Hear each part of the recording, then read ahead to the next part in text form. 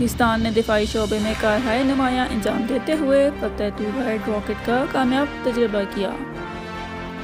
پاک فوج کے شعبہ تعلقات عامہ ISPR کے مطابق جدید نیویگیشن سسٹم سے لیس گائیڈڈ راکٹ فتح 2 400 کلومیٹر تک مار کر سکتا ہے۔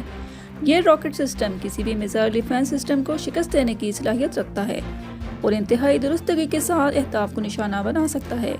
چیف آف جنرل اسٹاف تینوں سروسز کے سینئر افسران، سائنسدانوں اور انجینئرز نے میزائل کے فلائٹ ٹیسٹ کا مشاہدہ کیا۔